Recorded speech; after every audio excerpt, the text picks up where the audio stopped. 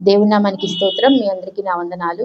దేవుని కృపను బట్టి ఈ వారం మొత్తం కూడా కాచి కాపాడి గత గుడ్ ఫ్రైడే నుండి గుడ్ ఫ్రైడే వరకు ఆయన రక్షణ కంచెలో ఉంచి ఎన్నో అనుభవాల ద్వారా ఆయన యొక్క ఆశ్రయంలో మనందరినీ కాపాడిన విధానాన్ని బట్టి కృతజ్ఞతలు చెల్లిస్తూ మీ అందరికీ కూడా శుభ శుక్రవార శుభాకాంక్షలు.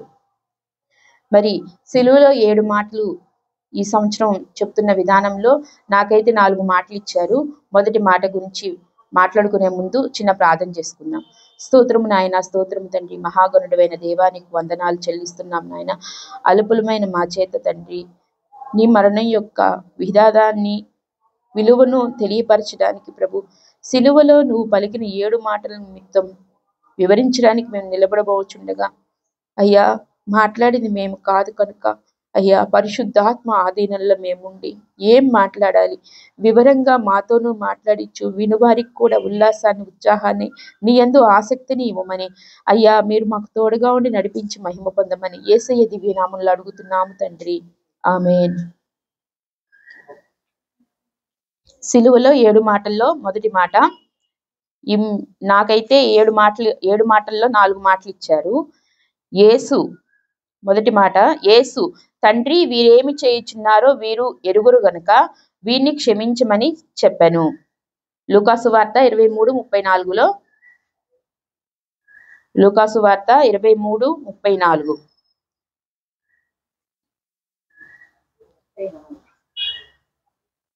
యేసు తండ్రి వీరేమి చేయుచున్నారో వీరెరుగురు గనుక వీరిని క్షమించమని చెప్పాను.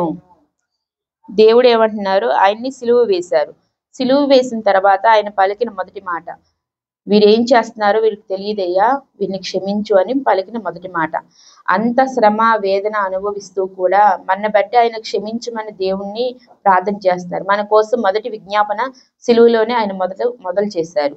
అది ఎలా మనల్ని క్షమించడానికి గల కారణం అంటే ఆ క్షణంలో ఆయన సిలువ వేయడం వల్ల మన క్షమించమని దేవుడు కోరారా? సిలువలో కాదు.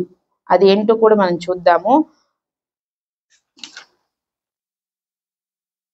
రోమాపత్రిక 1:18-23.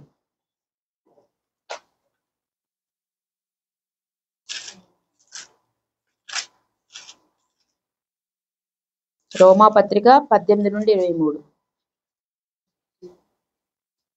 1వ అధ్యాయము 18-23. దుర్నీతి చేత సత్యమును అడ్డగించు మనుషుల యొక్క సమస్త భక్తిహీనత మీదను దుర్నీతి మీదను దేవుని కోపము పరలోకము నుండి బయలుపరచబడుచున్నది. ఏంటండి? మనుషుని యొక్క దుర్నీతి చేత ఆ పాపకాలం ఎప్పటి నుంచో మొదలైన ఆ పాపకాలం నుండి మనుషులు చేసే దుర్నీతి క్రియలను బట్టి సత్యము అంటే దేవుని యొక్క ప్రేమ, ఆయన మాట కూడా బయటికి రాకుండా చేస్తున్న కార్యాలను బట్టి దేవుడు ఉగ్రత ఎక్కడి నుంచి వచ్చింది? కోపము పరలోకం నుండి వచ్చింది. అలా వచ్చిన పాపము దేవుడు ఎన్నో మార్లు వారికి కావలసిన ఆహారాన్ని పంపిస్తూ అంటే ఆత్మీయ ఆహారాన్ని పంపిస్తూ ఎన్నో రకాలుగా మాటలు మాట్లాడినా కూడా ఎవరు కూడా ఆయన మాట వినని వారిగా ఉన్నారనమాట. ఆయన అదృశ్య లక్షణాలైన నిత్యశక్తియు దైవత్వము జగతుత్పత్తి మొదలుగునవి ఆయన అగోచరమైన లక్షణాలు అవన్నీ మనం పట్టించుకోకుండా మన ఇదిలో మనం ఉంటూ బయలుదేరి వెళ్తున్నాము. ఆయన మాట ఎక్కడ వినేవారిగా లేము. సమస్తమైన దుర్నీతి మన ఏలుతుంది. పాపం అనే నియమం మనలో ఉంది. ఆ నియమాన్ని బట్టి దేవుని యొక్క ఆలోచన ఏంటి, ఆ దేవుని మనస్సు ఏంటి, దేవుని మనల్ని ఎందుకు సృష్టించాడు, దేని నిమిత్తం వాడుకోవడానికి మనల్ని ఏర్పాటు చేసుకున్నాడు, ఆలోచన మనలో లేకుండా అసలు దేవుణ్ణి పూజించకుండా ఈ 23వ వచనంలో ఉంటుంది, వారు అక్షయుడగు దేవుని మహిమను క్షేమగు మనుషుల యొక్కయు పక్షుల యొక్కయు చతుష్పాది జంతువుల యొక్కయు పురుగుల యొక్కయు ప్రతిమా స్వరూపముగా మార్చిరి. దేవుణ్ణి ఆరాధన చేయకుండా వీటన్నిటిని చతుష్పాదములు మొత్తాన్ని ఆరాధన చేసేవారిగా మనిషి అనేవాడు తయారయ్యాడు. అలా చేస్తూ ఉంటే మరి దేవుడికి ఎంత బాధ కలుగుతుంది? ఎందుకంటే ఆయన చేతులతో మనని ఏర్పాటు చేసుకున్నాడు. ఒక పక్కన మనిషి యొక్క లోపల ఆత్మ ఎందుకంటే దేవుడు మనలో జీవాన్ని ఊదాడు కాబట్టి ఆయన జీవం మనలో ఉంది.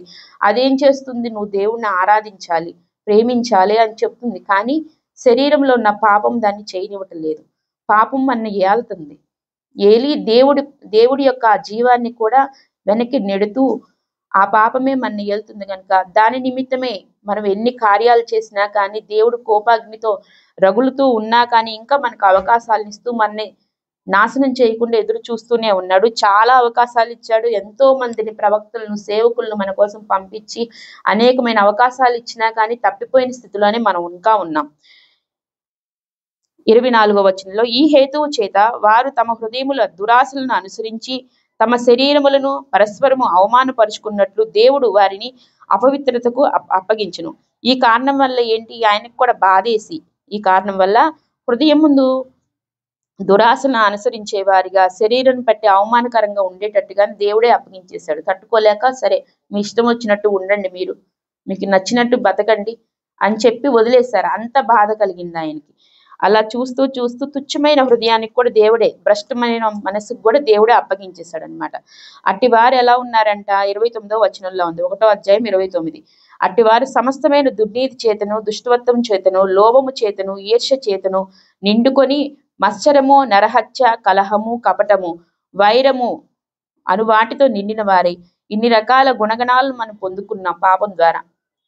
పాపపు గుణగణాలను మనం పొందుకున్నాం. మనలో ఉన్న యేసయ్య తండ్రి యొక్క గుణగణాలన్నీ లోపల సప్రెస్ అయిపోయి ఇవి మాత్రం పైకి లేచి పాపం మన ఏలుతూ ఉంది.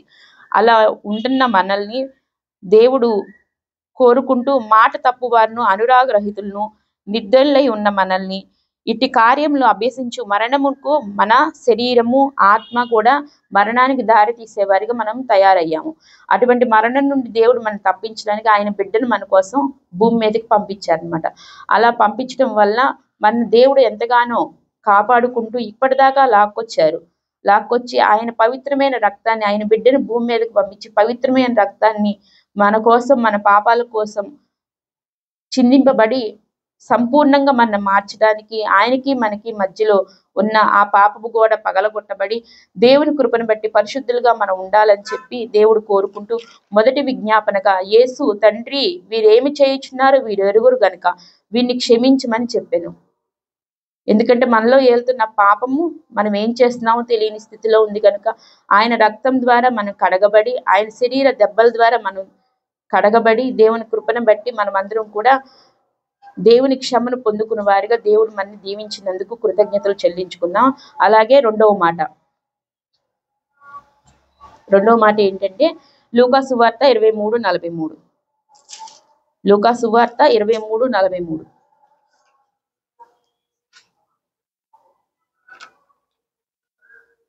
అందుకు ఆయన వాడితో, నేడు నీవు నాతో కూడా పరదేశంలో ఉండువని నిశ్చయముగా నీతో చెప్పుతున్నాను అనెను. ఏంటండి? నేడు నువ్వు కూడా నాతో పాటు పరలోకంలో ఉంటావు అని చెప్పి నిశ్చయంగా నీతో చెప్పుచున్నానంటే ఖచ్చితంగా నువ్వు నాతో పాటు పరలోకంలో ఉంటావు అని ఎవరికి చెప్తున్నారు? యేసయ్య దొంగకి చెప్తున్నాడు. పైన వచనాల్లో ఆయనతో పాటు ఇద్దరు వ్యక్తులను కూడా సిలువ వేశారు కదా. వాళ్ళలో ఒకడేమంటున్నాడు? దూషిస్తూ, నీవు క్రీస్తువు కదా, నిన్ను నువ్వు రక్షించుకొనుము, మమ్మును కూడా రక్షించమని చెప్పాను. అయితే రెండవ వాడు వాడిని గద్దించి, నీవు అదే శిక్షా విధిలో ఉన్నావు కనుక దేవునికి భయపడవా? మనకైతే ఇది న్యాయమే. ఏమంటున్నాడు రెండో వాడు? మొదటివాడేమో దూషిస్తున్నాడు, రెండో వాడేమో ఇది మనకు న్యాయమే అంటున్నాడు. ఇది కూడా మనం చూసుకున్నాం ఒకసారి. రోమా పత్రిక 2వ అధ్యాయం 4-5.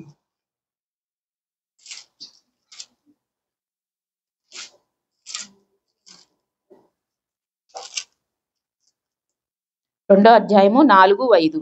దేవుని అనుగ్రహం మారు మనసు పొందుటకు నిన్ను ప్రేరేపించుచున్నది ఎరుగక ఆయన అనుగ్రహైశ్వర్యమును, సమానమును, సహనమును, దీర్ఘశాంతమును తృణీకరించెదవా? దేవుడు అంత కష్టాన్ని ఆ సిలువలో పడుతూ ఉంటే రెండో దొంగ, మొదటి దొంగ అంటున్న మాట ఏంటి? దూషిస్తూ ఉంటే ఆయన దీర్ఘశాంతాన్ని కూడా ఆయన యొక్క గుణగణాలను కూడా పరీక్షించే స్థితి. ఆ స్థితిలో మనమైతే ఉంటే మనం ఉండగలం? అసలు మన వల్ల అవుద్దా? ఒక దెబ్బ పడంగానే పారిపోతాం, లేకపోతే ఏదైనా వచ్చి మన మీద పడితే బాగుండు అనిపిస్తే చచ్చిపోవడానికి వెంటనే అంత శ్రమనైతే మనం అనుభవించలేం. క్షణకాలంగా చచ్చిపోవాలి అనుకుంటాం, మంచం మీద పడకూడదు, శ్రమ పడకూడదు, యాక్సిడెంటల్ గా వెళ్ళిపోవాలి అని ప్రతి ఒక్క మనిషి కోరుకుంటాడు.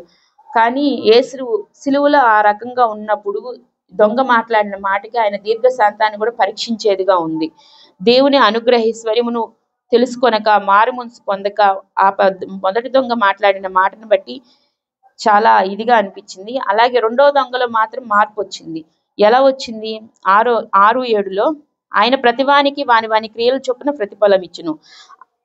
యేసుక్రీస్తు యొక్క ఆ శ్రమను, ఆ శోధనను అంతా చూసిన దొంగలో మార్పు వచ్చి సత్క్రియ ఆయనలో ప్రారంభమైంది. మహిమను, ఘనతను, అక్షయతను వెతుకు వారికి నిత్య జీవాన్ని ఇచ్చేది యేసుక్రీస్తు ప్రభువే అని చెప్పి ఆ రెండవ దొంగ అనుకొని తన మనసులో వెనువెంటనే మార్పు రావటానికి ఆస్కారమైంది. అసలు దేవుడు ఆయన యొక్క ఆలోచనను ఆ రెండో దొంగలో పెట్టడం ఆ దొంగకి దేవుడిచ్చిన కృప. అటువంటి కృపలో మనం కూడా ఉండాలి. దొంగలుగానే ఉన్నాం మనం అందరం. దొంగ మనసుతోనే బ్రతుకుతున్నాము, దేవుణ్ణి దూషిస్తూనే బ్రతుకుతున్నాం. అక్కడ ఇద్దరు దొంగలు మాత్రమే కనిపిస్తున్నారు. ఒకడు దేవుణ్ణి అనుగ్రహత పొందినవాడు, ఇంకొకడు దేవుని అనుగ్రహం పొందినవాడు. మనం అనుగ్రహం పొందిన వారిగా ఉంటామో పొందని వారిగా ఉంటామో, నిత్య జీవానికి వారసులమవుతామో మరణానికి వారసులమవుతామో అది మన ఆలోచనలో ఉంటుంది. కనుక దొంగని ఉదాహరణగా దేవుడు మనకు చూపించాడు కనుక అది మనం మరువక ప్రతిదినము ఆయన సన్నిధిలో దొంగలుగా కాకుండా దేవుని యొక్క నిత్య వారసత్వానికి వారసులు అవులాగిన మన దేవుడు దీవించును గాక. అలాగే మూడవ మాట,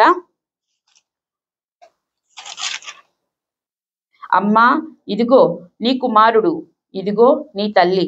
యోహాను 19:26. యోహాను 19:26.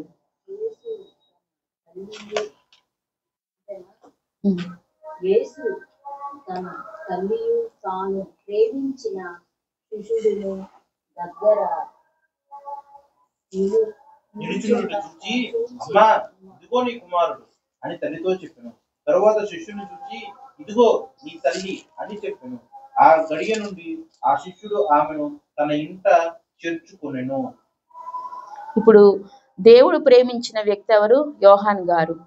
మరి దేవుడికి తల్లికి ఉన్న రిలేషన్ కూడా మనం తెలుసుకోవాలి. అలాగే యోహాన్ గారికి దేవుడికి ఉన్న రిలేషన్ కూడా మనం ఆ బాండింగ్ కూడా ఒకసారి తెలుసుకోవాలి. దాన్ని బట్టి వీరిరువురిని ఎందుకు దేవుడు ఒక దగ్గర ఉంచాడు అనేది కూడా మనకు తెలుస్తుంది. కాబట్టి అది కూడా చూద్దాం. ముందుగా మరియమ్మ గారికి అను యేసయ్యకి ఉన్న రిలేషన్ ఏంటి? తల్లి బిడ్డలు కదా. లూకా సువార్త 1:35.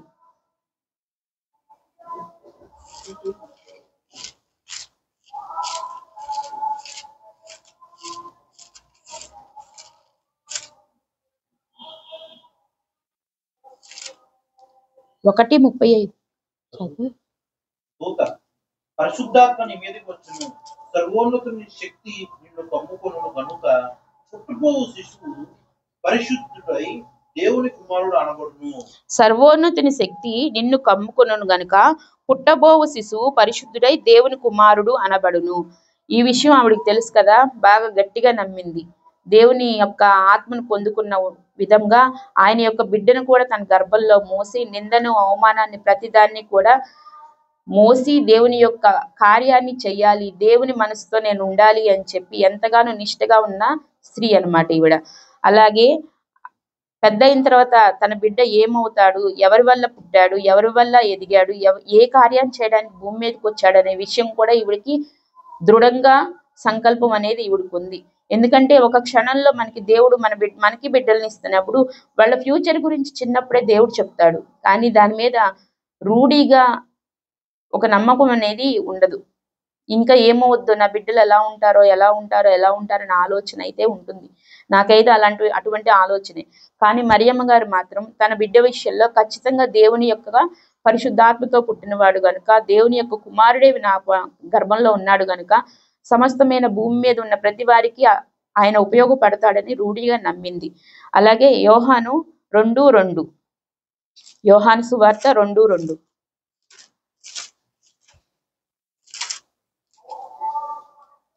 యోహాను సువార్త 2-4 అండి. అక్కడ ఉండెను. యేసును ఆయన శిష్యులను ఆ వివాహమునకు పిలువబడిరి. ద్రాక్షారసం అయిపోయినప్పుడు యేసు తల్లి వారికి ద్రాక్షారసము లేదని ఆయనతో చెప్పగా యేసు ఆమెతో, అమ్మా నాతో నీకేం పని? నా సమయం ఇంకనూ రాలేదని చాలండి, ఆయన తల్లి చాలండి. పరిస్థితులను చూసి ఇదేంటండి? ఆయన మీతో చెప్పుతున్నది చెవులనెను. 3వ దినమున గలిలీలో ఒక కానా అనే ఊరిలో ఒక వివాహం జరిగింది. ఆ వివాహానికి ఎవరు? యేసు యొక్క తల్లి, ఆయన శిష్యులు అందరినీ ఆహ్వానించారనమాట. ఆహ్వానించినప్పుడు ఆ వివాహ విందులో ద్రాక్షారసం అనేది అయిపోయింది. ఇది అందరికీ తెలిసిన విషయమే కదా. అయిపోయినప్పుడు ఆ వివాహంలో మరి అయిపోయిన దాన్ని బట్టి అవమానం వస్తుంది. అయితే ఆ మరియమ్మ గారికి మరి ఏమనిపించిందో ఏమో, అక్కడికి వెళ్ళి తన బిడ్డతో అంటుంది, ఇక్కడ ద్రాక్షరసం అయిపోయింది, మరి ఏదన్నా చేయగలవా అని చెయ్యి అని చెప్పి ఇక్కడ మరి ఆర్డర్ పాస్ చేసిందా ఏంటో అర్థం కాలేదు. కానీ యేసు ద్రాక్షారసం అయిపోయినప్పుడు యేసు తల్లి వారికి ద్రాక్షారసము లేదని ఆయనతో చెప్పగా, ఇక్కడ ద్రాక్షారసం లేదని ఆయనతో చెప్పగా అంటే చేయమందా చేయలేదందా అది మీకు అర్థమైతే మీకు ఓకే, నాకైతే అర్థం కాలేదు. ఇక్కడ యేసు ఆమెతో, అమ్మా నాతో నీకేం పని, నా సమయం ఇంకనూ రాలేదనెను. బిడ్డకైతే చెప్పింది కానీ చెయ్యి అని రూల్ పాస్ చేయలేదు, చెయ్యొద్దు అని కూడా ఏమనలా, నీ ఇష్టం అని కూడా ఏమనలా. మౌనంగా అక్కడి నుంచి వెళ్ళిపోయింది. నాకు అర్థమైంది అయితే అక్కడ అదే, వెళ్ళిపోయింది. ఆయన ఇలా నాకేంటి పని, నాతో నీకేం పనమ్మా అని అనగానే పక్కనున్న పరిచారకులు చూసి ఆయన మీకు ఏం చెప్తే అది చెయ్యండి అని చెప్పేసి ఆ నిర్ణయం అనేది ఆయనకే వదిలేసి అక్కడి నుంచి వెళ్ళిపోయింది. నాకు అర్థమైంది అయితే అదే. అయితే దేవుడు ఇంకా ఎందుకంటే తల్లి పని చేయడానికి, తల్లి చెప్పిన పరిష్కారాలను చేయడానికి ఆయన అయితే భూమి మీదకి రాలేదు కదా, తండ్రి యొక్క చిత్తాన్ని నెరవేర్చడానికి అక్కడికి వచ్చారు. మరి ఆ క్షణంలో ఆయన ఏం చేస్తుంటారు? తండ్రి మనసు తెలిసినవి ఆయన కనుక మొదటి సూచిక్రియ అనేది ఇక్కడ జరిగింది. తల్లి చెప్పిన మాట ఆయన చేసి అక్కడ కార్యాన్ని చేసి ద్రాక్షరసాన్ని అక్కడ దేవుని కృపను బట్టి వారి యొక్క విశ్వాసాన్ని బట్టి అక్కడ సృష్టింపబడింది. అలాగే యోహాను గారు కూడా ఎందుకు అంతగా దేవుడు ప్రేమించాడు యోహాను గారిని కూడా మనం తెలుసుకుందాము. ఎందుకు ప్రేమించాడంటే యోహాను సువార్తలో మొత్తం కూడా దేవుని యొక్క జనన విధానం రాయలేదు, కానీ ఆయన ఆది నుండి మొత్తాన్ని తీసుకొని టోటల్ గా ఆయన యొక్క సూచక్రియలు, క్రీస్తు యేసు భూమి మీద చేసిన సూచక్రియల నిమిత్తమే ఈ గ్రంథం అనేది లిఖించారనమాట. లిఖించి దేవుని యొక్క చేస్తున్న సూచక్రియల్ని అద్భుతంగా ఆశ్చర్యంగా చూస్తూ ఈయన మనసులో అనుకుని ఈయన ఖచ్చితంగా దేవుని కుమారుడే, అందుకని ఇటువంటి పనులు చేస్తున్నారు, ఇంత దయతోనూ కృపతోనూ ప్రేమతోనూ ఉంటున్నారని దగ్గరుండి అన్ని పరిశీలన చేశాడు. ప్రతిదీ కూడా ఆయన సన్నిధిలో ఉండి ఆయన క్వశ్చన్ చేయకుండా అన్ని అబ్జర్వేషన్ లో పెట్టుకుంటూ యోహాను గారు క్రీస్తు మనసుకి చాలా దగ్గరగా ఉన్నారు కనుక దేవుడికి కూడా ఆ బిడ్డ అంటే చాలా ప్రేమ కలిగింది. అలాగే తన తల్లిని అప్పచెప్పడానికి కూడా శరీరపరంగా తన తల్లి దూరంగా ఉండి ఏడుస్తూ ఉంది. అలాగే సిలువ వేసినప్పుడు యోహాను గారు పక్కనే ఉన్నారు, మిగతా శిష్యులు ఎవ్వరు లేరు, ఎవరికి వారు దూరంగా ఉన్నారు, పారిపోయారు, కొంతమంది అయితే బొంకారు.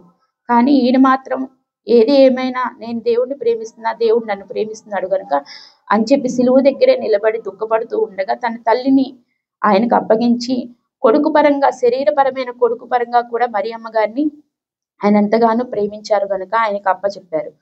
ఇది 3వ మాట. 4వ మాట కూడా చూద్దాం.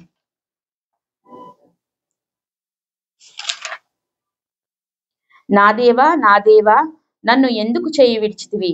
మార్కు సువార్త 15:34. ఏంటండి? నా దేవా నన్ను ఎందుకు చేయి విడిచితివి అని చెప్పి అక్కడ యేసయ్య తండ్రికి మొరపెడుతున్నారు. శరీరపరంగా ఆయన పడుతున్న బాధను బట్టి అసలు ఇంకేంటి, ఎవరొచ్చి నాకు సహాయం చేయరు కదా అనే ఆలోచన ఆయనకు వచ్చింది. ఎందుకంటే ఆయనకు సహాయం చేసే వ్యక్తి ఎవరు అంటే ఒక తండ్రే, ఇంకెవ్వరూ చేయలేరు. ఆయన పడుతున్న ఆ శరీరపరమైన కష్టాన్ని తీర్చేది కూడా దేవుడే. కానీ ఆ సమయం ఏంటి, ఆయన భూమి మీదకి వచ్చిన కార్యాన్ని నిర్వర్తించడానికి ఆయన శరీరం మొత్తాన్ని ఎంతగానో శ్రమ పెట్టి క్షోభ పెట్టి బాగా చిత్రహింసలు పెట్టిన ఆ శరీరము ఎంతగానో బాధపడుతూ తట్టుకోలేని స్థితిలో నా దేవా నన్ను ఎందుకు చెయ్యి విడిచితివి అని చెప్పి అక్కడ తండ్రిని అడుగుతున్నారు. ఆయన చెయ్యి విడుగ్గా మన చేతిని ఆయన చేతికి అప్పగించేలాగా దేవుడు చేసిన కార్యాన్ని బట్టి ఆయనకి నిండు వందనాలు. అయితే అంత శరీరపరమైన బాధ ఎందుకు వచ్చింది? మన పాప భారం ఆదాము నుండి అవ్వ ఆదాము చేసిన అతిక్రమాల నుండి ఇప్పటి వరకు ఎన్నెన్నో పాపాలు, ఆ పాపాల నుండి ఆ పాపం మొత్తం భారం మొత్తం ఆయన శరీరం మీద పడింది. అది దేవుడు మన కోసం చేసిన గొప్ప కార్యం కనుక ఆ శరీరంలోని ప్రతి, ఎందుకంటే ఒక దుర్నీతి కూడా ఆయన శరీరం ద్వారా భూమి మీద ఉన్నప్పుడు చేయలేదు కనుక ఆ దుర్నీతి ఆయన శరీరం ద్వారా జరగని విధానాన్ని బట్టి పాపం ఆయన అంటలేదు కాబట్టి పరిశుద్ధమైన రక్తం భూమి మీద చిందింపబడి ఆయన యొక్క బిడ్డలమైన మనందరి పాపాల మీద ప్రోక్షింపబడింది కాబట్టి మనం పరిశుద్ధులమయ్యాము. అలాగే దేవుడు చేసిన కార్యాన్ని బట్టి మనం ఎంతగానో కృతజ్ఞతలు చెల్లించాల్సిన వారమే ఎందుకంటే దేవుని నీతి ఆయన శరీరం ద్వారా జరిగించి మనుషుడు ఎలా దేవుని ఎదుట ఉండాలో దేవుడు మనకి చూపించాడు. ఒక మనిషిగా భూమి మీద ప్రేమను పంచాలి, అందరి ఎదుట మంచిగా బ్రతకాలి అనేది దేవుడు నిరూపించి మన కోసం ఒక జీవాన్ని, ఒక క్రియ మనకుంది, ఒక పరలోకం మనకుందని దేవుడు ఎంతగానో ఏర్పాటు చేసిన విధానాన్ని బట్టి కృతజ్ఞతలు చెల్లిస్తూ, నా దేవా నన్ను ఎందుకు చేయి విడిచితివి అని చెప్పి మాట్లాడిన 4వ మాటను బట్టి కృతజ్ఞతలు చెల్లిస్తూ, నాకు ఇచ్చిన 4 మాటలను బట్టి కృతజ్ఞత అర్పణ.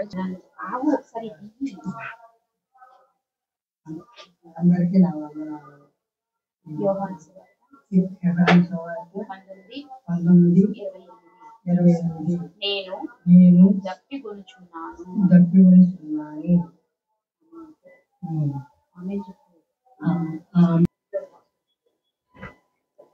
దేవునికి స్తోత్రం. మీ అందరికీ నా వందనాలు.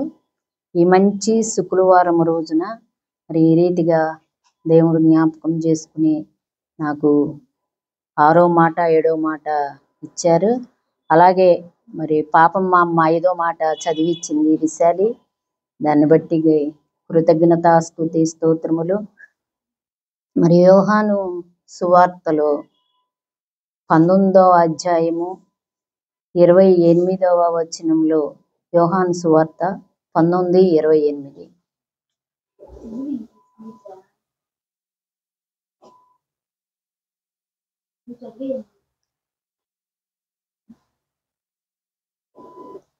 అటు తరువాత సమస్తమును అప్పటికి సమాప్తమైందని యేసు ఎరిగి లేఖనములు నెరవేరునట్లు నేను దప్పిగొనుచున్నానెను.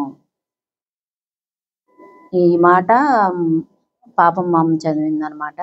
దప్పిక కొనుచున్నాము అని దేవుడు మరి మనతో మాట్లాడి ఉండగా అవి చివరి మాటలు.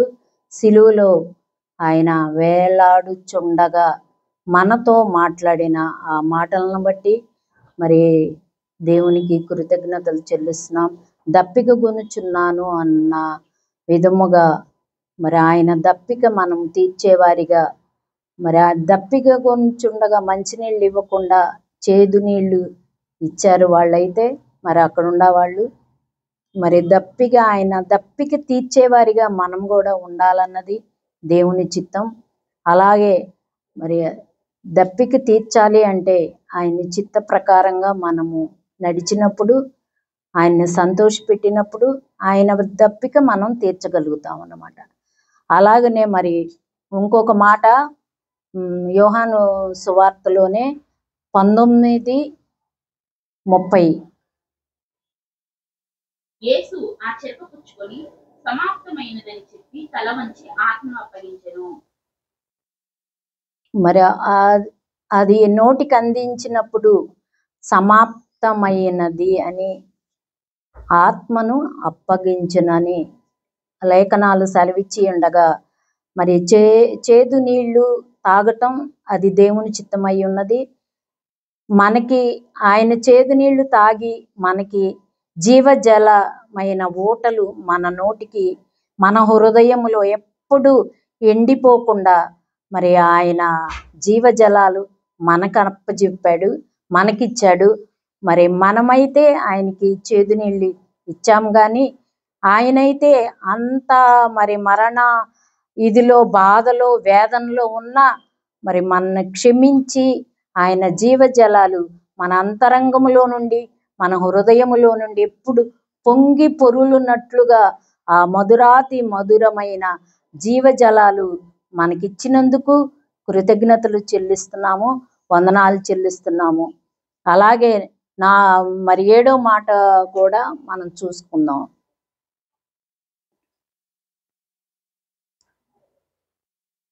లూకాసు వార్త 23:46 7వ మాట. యేసు అప్పుడు యేసు గొప్ప శబ్దముతో కేక వేసి, తండ్రి, నీ చేతికి నా ఆత్మను అప్పగించుకున్నానెను. ఆయన అలాగ చెప్పి ప్రాణము విడిచెను. మరి ఆఖరి మాటలో మరి ఆయన ఒక గొప్ప శబ్దము మరి పలికి ఉన్నప్పుడు, తండ్రి నీ చేతికి నా ఆత్మను అప్పగించుచున్నాను. ఆయన ఇలాగు చెప్పెను, ప్రాణము విడిచెను.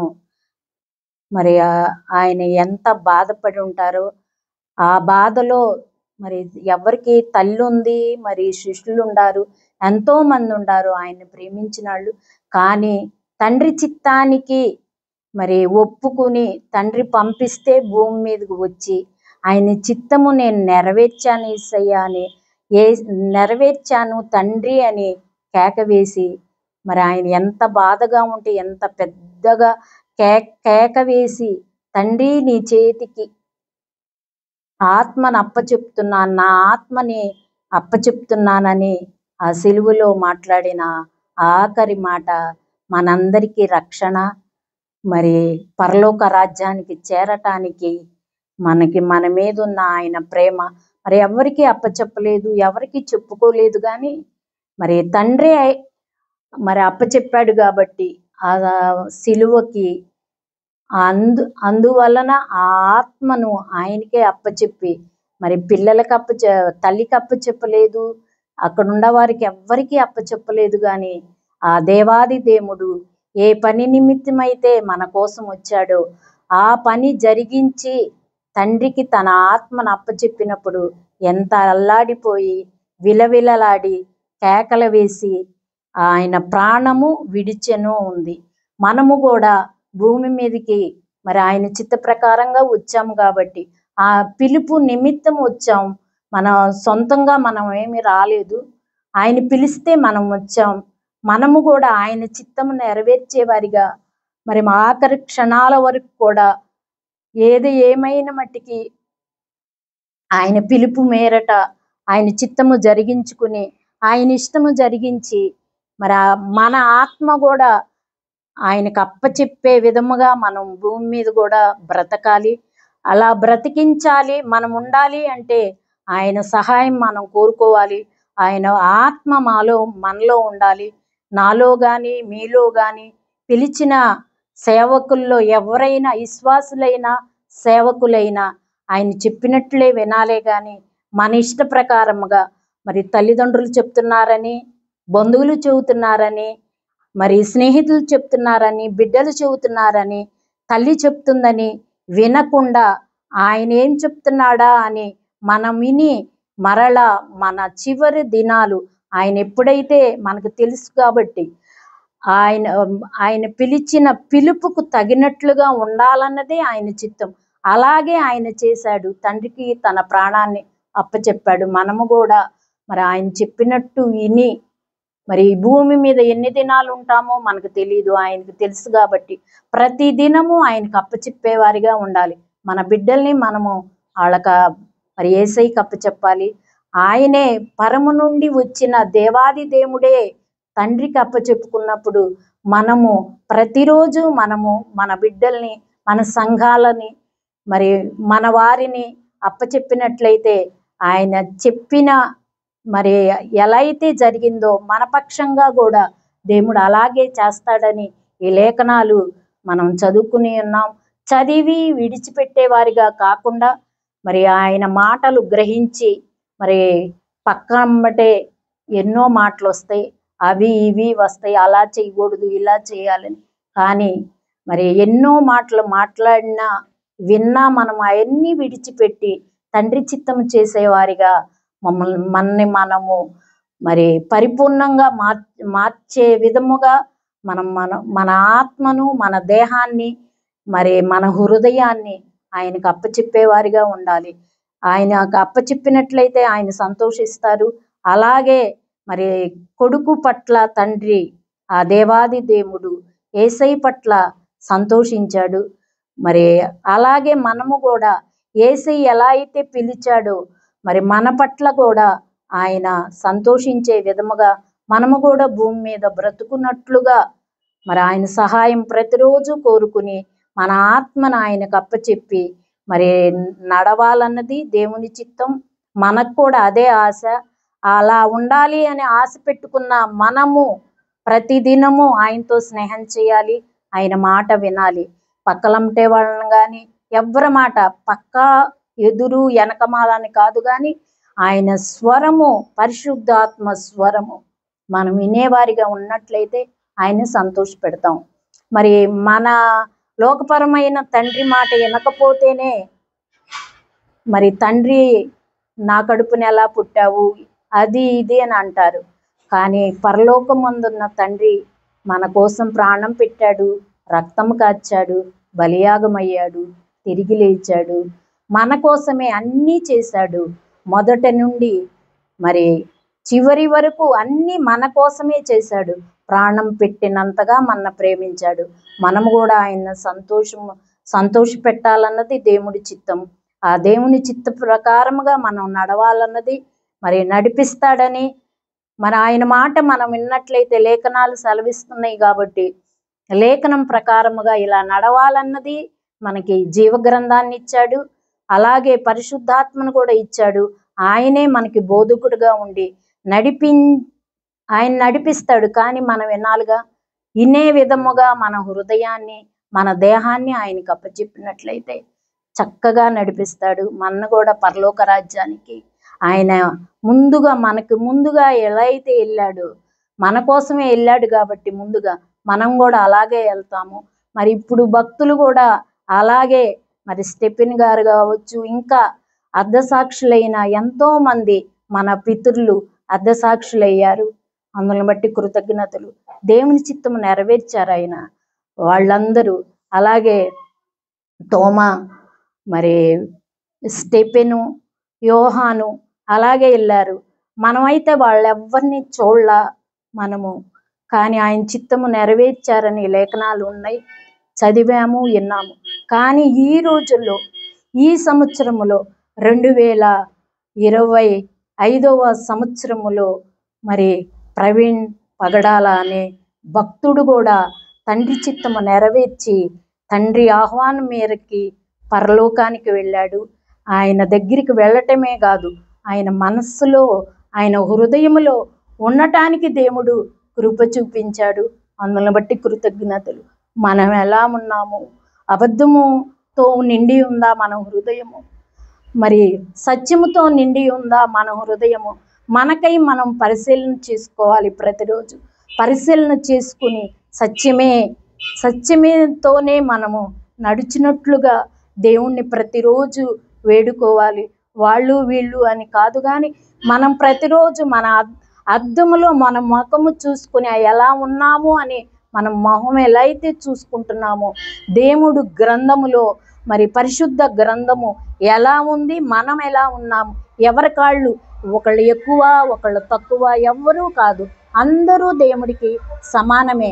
అందరి కోసం ప్రాణం పెట్టి రక్తము కార్చి బలియాగమైన దేవుడు, అందరినీ ఏకరీతిగా ప్రేమించిన దేవుడు, మన దేవుడు, నా దేవుడు, రక్షకుడు, విమోచకుడు, ప్రాణం పెట్టిన దేవుడు, సిలువలో యాగమైన దేవుడు, సిలువ యాగము చేసిన దేవుడు, ఆ యాగము ఆయన మాత్రమే చేయగలిగిన దేవుడు మన కోసమే. అందుని బట్టి దేవునికి కృతజ్ఞతలు చెల్లిస్తున్నాం, వందనాలు చెల్లిస్తున్నాం. ఇప్పుడు ఎన్నో సంవత్సరాల క్రితము మరి ఆయన మరణించారు. మరి ఇప్పుడు ఆయన చనిపోయి కొన్ని సంవత్సరాలు అయిపోయింది. వింటున్నాము, మరి అనుసరిస్తున్నామా లేదా అని మనము తెలుసుకునే విధముగా దేవుడి దగ్గర మనం విచారణ చేసుకుని ఎలా ఉండాలి సయ్యా, ఎలా ఉండకూడదని మనం ఆయన అడిగినప్పుడు తేట తెల్లగా మనకు తెలియచెప్తాడు. కాబట్టి ఆయన సంతోషపెట్టే బిడ్డలముగా మన ఆత్మ ఆయనకు అప్పచెప్పే వారిగా ఉండులాగా మన పితరులు ఎలా అయితే నడిచారో ఇప్పుడు ఈ రోజుల్లో కూడా సత్యాన్ని ప్రకటించుచుండగా మరి మరి చంపేస్తుండగా మరి అయినా ఎవరు ఏమన్నా సరే సత్యమే మనం ప్రకటించాలి. ఆ సత్యమే జీవమే దేవుడు కాబట్టి మన దేవుడు జీవము కలిగిన దేవుడు. ఎన్ని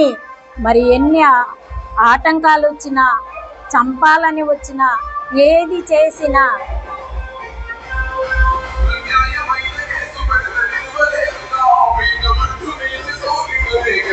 దేవుని చిత్తమే జరగాలి.